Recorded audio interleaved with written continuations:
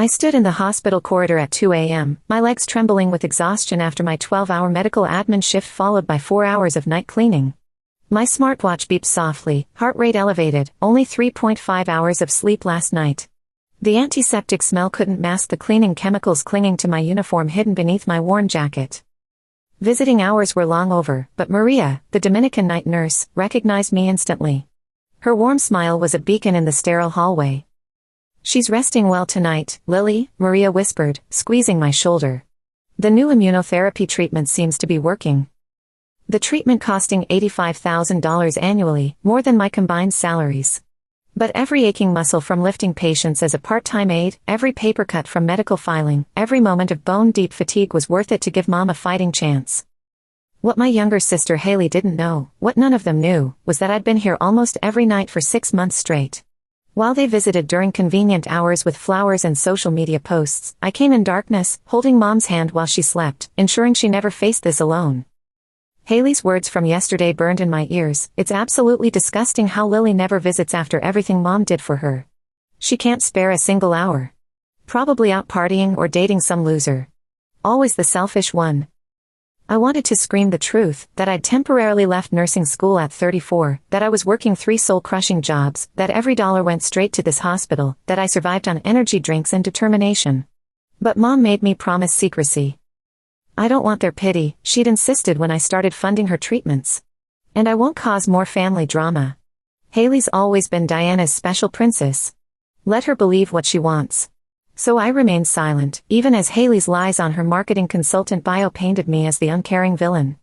I slipped into Mom's room, monitors creating their familiar electronic lullaby. Her face, only 58 but aged by disease, looked peaceful, worry lines momentarily smoothed in sleep. I took my usual spot, careful not to disturb her. "Hey Mom," I whispered, taking her thin hand. "Sorry I smell like cleaning supplies again. Made good tips from the aid work though, enough for next week's medication." Her fingers tightened around mine as her eyes fluttered open. "Lily, my strong girl," she said, voice barely audible. "You should be sleeping." "I get enough rest," I lied, ignoring my watch's sleep warning. "Tell me about your day." "You're pushing yourself too hard," Mom said, her voice weakened by medication but heavy with worry. "I never wanted this burden for you." "I want to help you," I insisted, feeling the emotion rise in my chest. "You're the only one who ever truly saw me, Mom. When everyone believes Haley's version of me, you're the one who knows the truth. Please let me do this." She squeezed my hand, tears gathering in her tired eyes. My Lily, always so determined. Suddenly, footsteps in the hallway made me freeze. A familiar voice cut through the quiet, Haley, talking loudly despite the late hour. "I just need to check on her once more," she was saying. "Mom and I have such a special bond, you know. Unlike my sister." I quickly kissed Mom's forehead and slipped into the attached bathroom, leaving the door cracked just enough to see. This hiding routine felt painfully familiar. Haley strode in, designer blazer immaculate, latest iPhone in hand, makeup perfect despite the hour. She'd probably come straight from some networking event. The smile she plastered on looked rehearsed, like something from her marketing presentations. "Mom, you're awake. I just had to come see you." I was completely worried. Through the crack, I watched her perch carefully on the bed's edge, mindful of her expensive suit. "I don't know how you stand being alone here. If only Lily cared enough to visit. But you know her, always putting herself first." Mom's voice remained neutral. "Everyone expresses love differently, Haley." Haley scoffed. "Love? Please. She hasn't visited in months. Meanwhile, I'm here constantly, making sure you're not lonely. I've even been discussing treatment options with your doctors." My hands clenched into fists. Haley hadn't contributed $1 toward Mom's care, but loved claiming credit as the devoted daughter. "The treatments are being managed," Mom replied firmly. "But they're astronomically expensive, and insurance won't cover this experimental treatment." Haley leaned closer, dropping her voice. "We should consider discontinuing these research phase treatments. They're not cost-effective. We need to be practical about finances." I bit my tongue hard. Discontinuing treatment meant giving up hope. "That won't be necessary," Mom answered steadily. "Everything is taken care of." Haley pulled back, surprise flashing across her face. "But how? These treatments cost a fortune." "Don't concern yourself. But Mom, as your primary caregiver, I should know these details. I'm only looking out for your best interests. Primary caregiver. The audacity nearly made me gasp. Haley, Mom's voice sounded exhausted. It's late. You should go. But I just arrived. I wanted to tell you about this amazing opportunity for my marketing consultancy. I know you've been worried about my business, but I found potential investors who... Not tonight, Mom interrupted. I need rest. Haley stood, smoothing her suit. Of course, you must be tired. I'll return tomorrow. Unlike some people, I prioritize family. She kissed Mom's cheek, then swept out dramatically. I waited until her footsteps disappeared before emerging. Mom looked drained. I'm sorry you heard that. I'm used to it, I said, forcing a smile. She does visit during regular hours, that's true. Stop that right now, Mom said with unexpected firmness. You're here when it truly matters. Quality over quantity, sweetheart. Your sister posts photos of her visits on social media, but you give real support. I sank back down, clutching her fragile hand. Sometimes I just wish I could tell them the truth. Show them how wrong they are about me. The truth reveals itself when the time is right, Mom said, her eyes holding a mysterious certainty. Now tell me more about that kind elderly man and his encouraging notes. Those stories brighten my nights.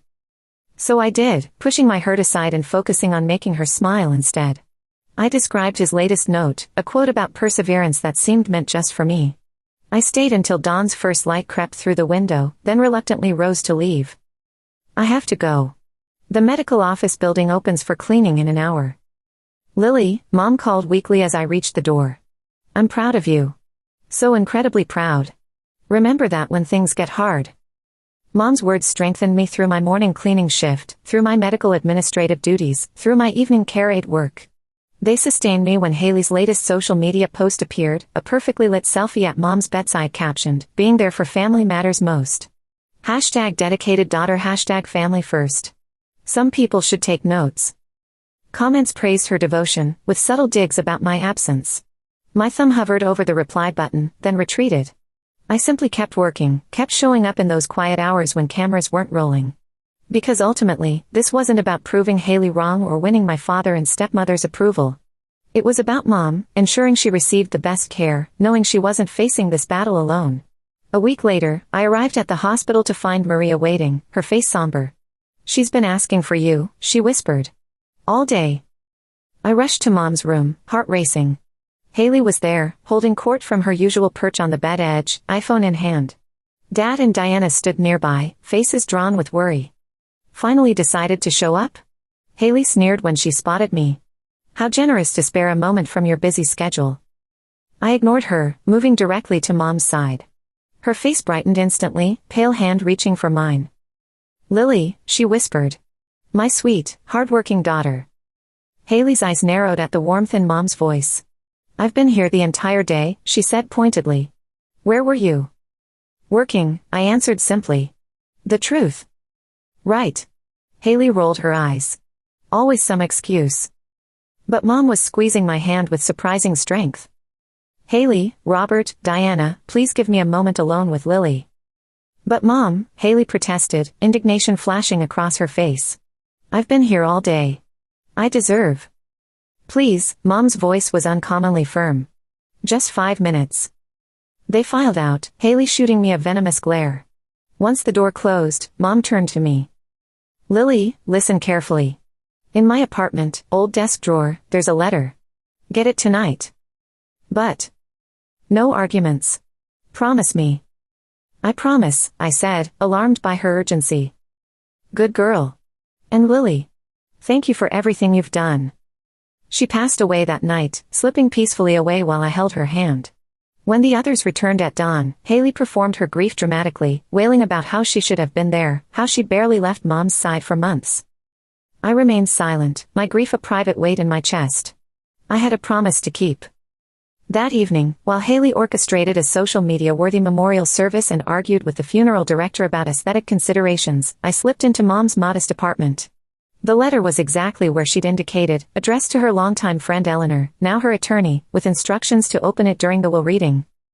I delivered it as requested, then returned to my 3 jobs, a routine now emptied of purpose. But I'd made a promise, so I persisted, working through grief that numbed my exhaustion. A week later, we gathered in Eleanor's office. Haley claimed the front center seat, practically vibrating with anticipation. She'd been dropping hints about her plans for Mom's estate funding her floundering marketing consultancy. I took a back seat, invisible to everyone except Maria, who'd come to support me. Eleanor adjusted her glasses and began. Before addressing the distribution of assets, she said, "I've been instructed to read this letter." The room fell silent. Even Haley stopped fidgeting with her designer watch, leaning forward expectantly. "My beloved family, Eleanor Reed. If you're hearing this, I've left you. But before my estate is distributed, certain truths must be revealed." Haley shot me a smug look, clearly anticipating criticism of my supposed neglect. I maintained a neutral expression, though my heart raced. "For 8 months, I've received specialized treatment for my rare autoimmune condition, treatment insurance wouldn't cover. What you don't know is who made this possible." Dad frowned, glancing at Haley, who was already smiling triumphantly.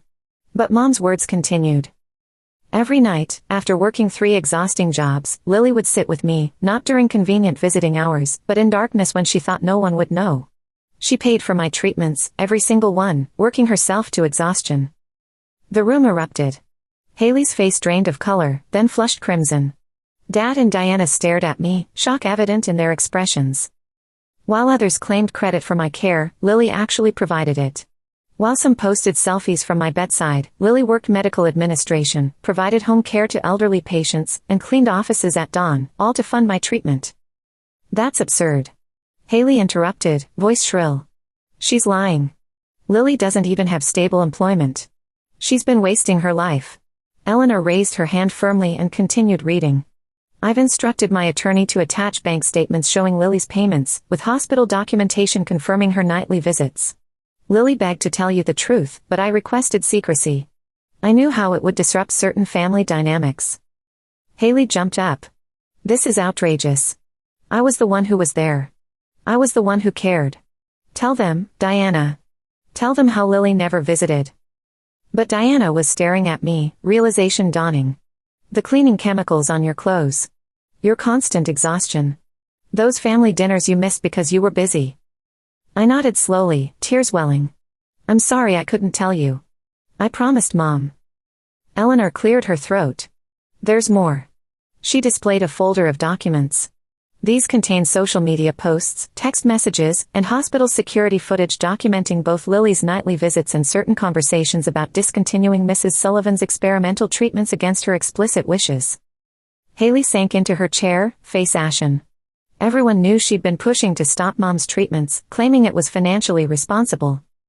"Now," Eleanor continued, "to the distribution of assets." Haley straightened, desperation evident despite everything. She still believed her performance would yield rewards.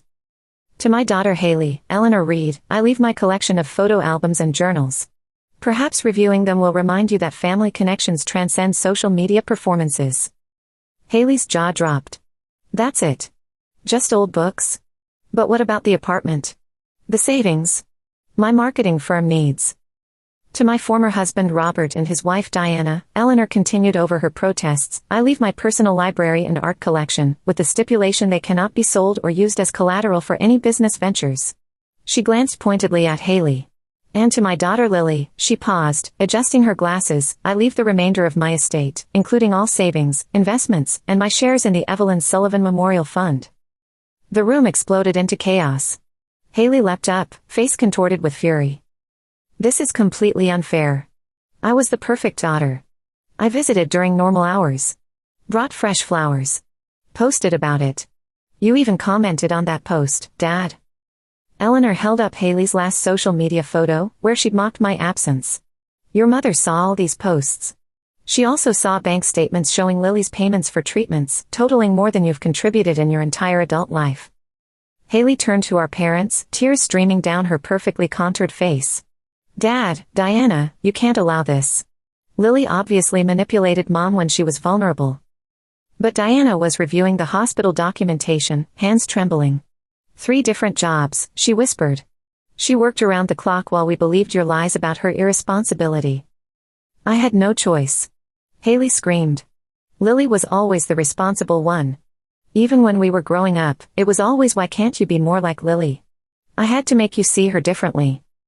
The confession hung in the air, impossible to retract. Dad rose slowly, face hardened. You deliberately destroyed your sister's reputation because of jealousy. Turned us against her because you couldn't handle her integrity? Haley's composure shattered. Integrity. She's a medical clerk and cleaner. I have a business degree. A consultancy. Plans. Plans you expected Mom to finance, I said quietly, finally speaking. That's why you visited that night, wasn't it? To convince her to fund your business. Shut up. Haley snatched her designer bag, swinging it wildly. This isn't over. I'll contest the will. I'll expose how you manipulated her. I've already submitted all documentation to the court, Eleanor interjected firmly, including recorded conversations where Mrs. Sullivan explicitly stated her reasoning. Contesting this would make everything public, every social media post, text message, and hospital recording.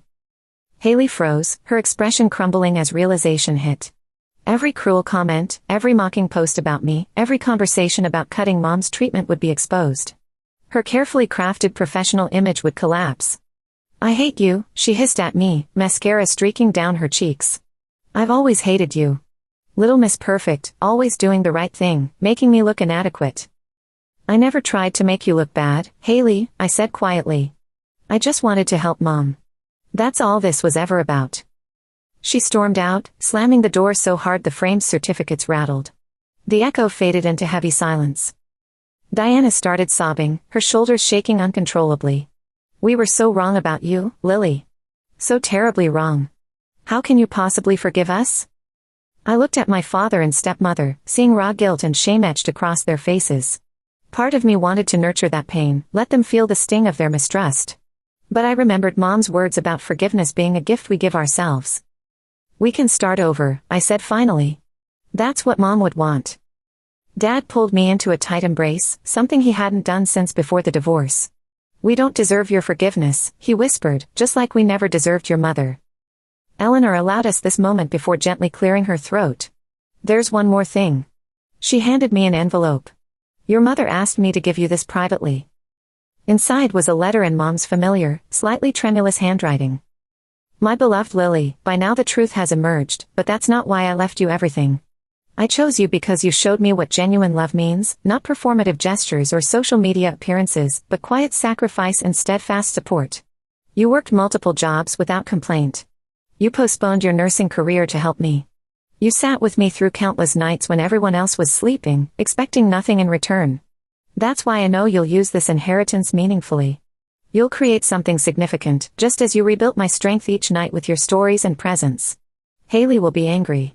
Your father will feel guilty. But remember, you earned this, not by being flawless, but by being authentic, by showing up when it truly mattered. I love you, my quiet warrior. Make me proud. Love, Mom. I clutched the letter to my chest, tears flowing freely. Maria, who had remained supportively silent throughout, squeezed my shoulder. She talked about you constantly, she whispered. How proud she was of your strength and dedication. This is exactly what she wanted. Leaving the office, I felt inexplicably lighter, as if months of hidden burden had finally lifted. The truth was known, sacrifices acknowledged, love recognized. Haley's car had vanished from the parking lot, but she'd left her parting shot, a hastily scrawled note under my windshield, "This isn't over."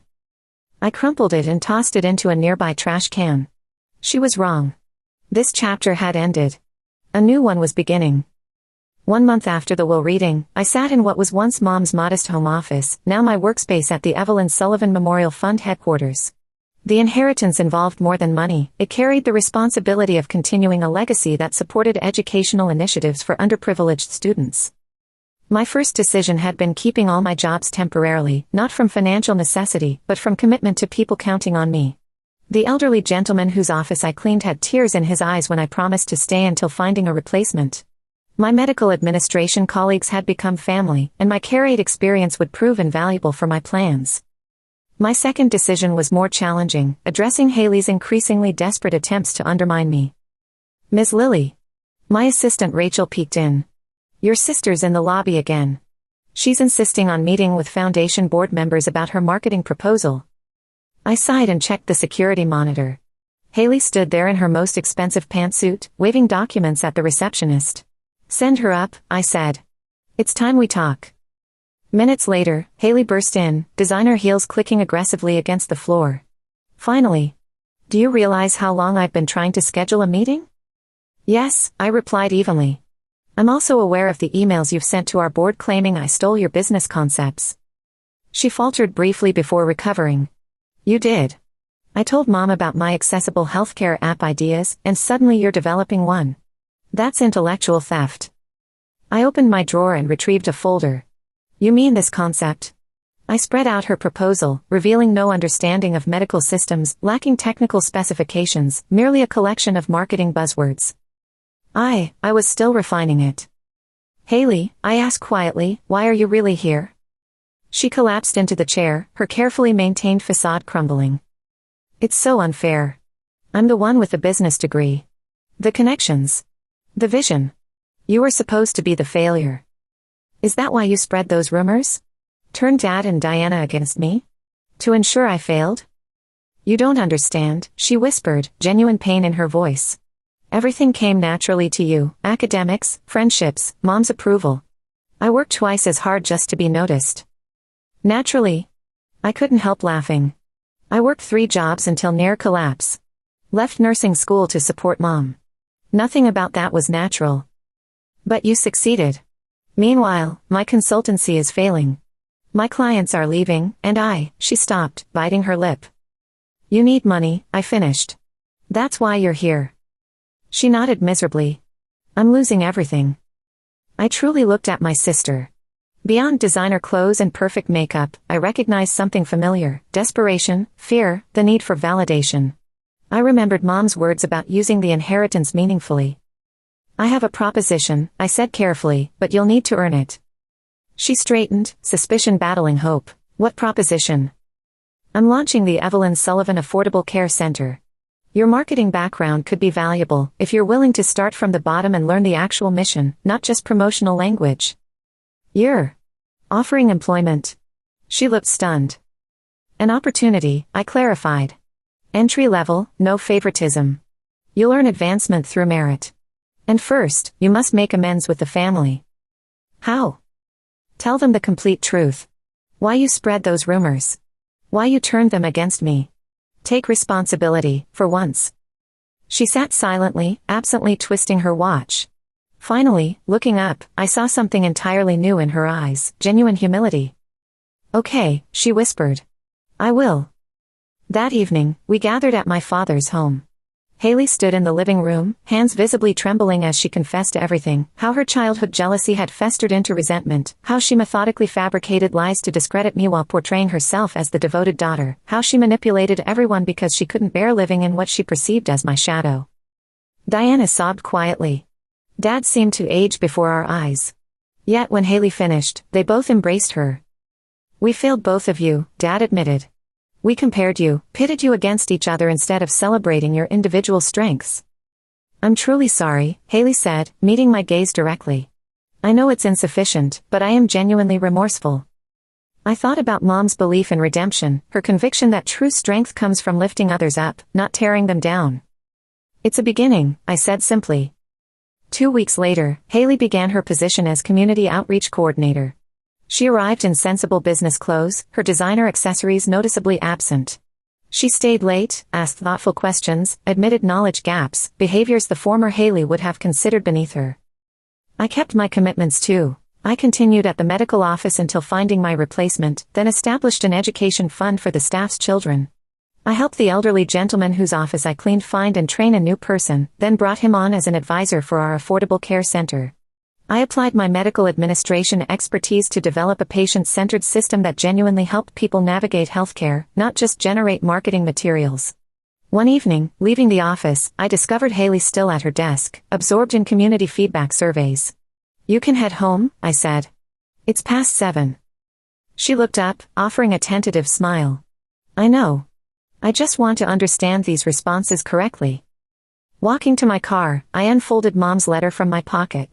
"You'll build something meaningful," she'd written. Glancing back at the office where my sister worked to rebuild herself, I realized that something wasn't merely a healthcare center. It was a second chance for our fractured family. 1 year after the will reading, I stood in the bright lobby of the Evelyn Sullivan Affordable Care Center. Morning sunlight streamed through floor-to-ceiling windows, illuminating the mosaic portrait of Mom created by her former students that adorned the reception area. "Your mother would be immensely proud," Maria said, now our director of patient services. She had left her hospital position to help create something extraordinary, a facility offering cutting-edge care with sliding scale payments based on income. "It embodies everything she valued," I smiled, watching our team prepare for the grand opening. The center represented everything I'd learned: the importance of compassionate care from nights with Mom, the value of perseverance from my multiple jobs, and the medical administration knowledge that helped develop our innovative accessibility system. Haley approached, carrying research findings. She'd earned her promotion to Community Outreach Manager, surprising everyone with her genuine dedication when freed from the pressure to take shortcuts. "Final data on our assistance program," she said, handing me the report. "We can serve twice the low-income patients we initially projected." Her designer wardrobe had given way to practical professional attire. The carefully curated social media presence had disappeared. Instead, she focused on tangible accomplishments, earning respect rather than demanding attention. "Excellent work," I said, genuinely impressed. "You've made this program exceptional." She smiled, authentically, without her former calculated charm. "I learned from the best, both you and Mom." Dad and Diana arrived for the ceremony, Dad wiping away tears seeing Mom's portrait surrounded by thank you letters from her students. "She would have treasured this," he said, squeezing my hand. "Using her educational fund to help others access healthcare, reuniting our family. It's perfect." The opening ceremony remained simple, no elaborate displays or pompous speeches. Mom would have detested that. We focused on our mission, ensuring no family would sacrifice everything for medical care. As I cut the ribbon, I spotted the elderly gentleman whose office I once cleaned, now our patient advocate. My former medical administrative colleagues attended, alongside elderly patients I'd previously cared for, all proud to witness this transformation. "I'd like to speak," Haley announced unexpectedly, approaching the podium with nervous determination. "A year ago, I was someone else entirely, a person who valued appearances over substance, who believed success meant elevating yourself by diminishing others. I was completely wrong." She turned toward me, eyes glistening. "My sister showed me that true success comes from supporting others, doing what's right when nobody's watching, being authentic rather than performative. Working here, starting at entry level, learning what business and family truly mean, it's transformed me. I'm grateful not just for this second chance, but for understanding that real strength isn't about outshining others. It's about becoming better than your former self." Later that evening, after the crowds dispersed and quietness settled over the center, I retreated to my office and unfolded Mom's letter one final time. The paper had worn thin from countless readings, yet her words remained vivid. "You'll build something meaningful," she'd written. Surveying what we'd created, not merely a healthcare facility, but reconstructed relationships, mended family connections, and a renewed sense of purpose, I knew we'd fulfilled her vision. Haley knocked gently on my doorframe. "Our first patients arrive tomorrow morning," she said. "All preparations are complete." "Mom would love knowing her educational fund made this possible," I said, carefully refolding the letter. "It wasn't just her fund," Haley responded softly. "It was you, your forgiveness, your willingness to give me a chance at redemption. That's what truly created this." I reflected on our journey, from those exhausting nights in the hospital, through the anguish of betrayal, to this moment of shared accomplishment. Not solely my achievement, but our family's collective triumph. "You know," I said, "Mom once told me that true success isn't measured by what you personally accomplish, but by how many others you help elevate along the way." Haley smiled, genuine understanding in her eyes. She was right. She typically was. Together, we walked the silent corridors of our new center. Tomorrow these hallways would fill with patients receiving care regardless of financial circumstances. Every corner echoed something of Mom, her compassion, her wisdom, her unwavering belief in second chances. Reaching the lobby, we paused before her mosaic portrait. Her gentle eyes seemed to sparkle in the evening light, as if sharing one final secret. "Do you think she's pleased?" Haley asked quietly. I considered everything we'd achieved, not just establishing the care center, but healing our fractured family, witnessing Haley's transformation, observing Dad and Diana's growth, experiencing my own evolution from silent sacrifice to confident leadership. "Yes," I answered, smiling at Mom's portrait. "I believe she's tremendously pleased." The most valuable inheritances aren't calculated in dollars or possessions, but in lessons learned, relationships strengthened, and lives transformed. Mom had understood this truth all along, and now, finally, so did we.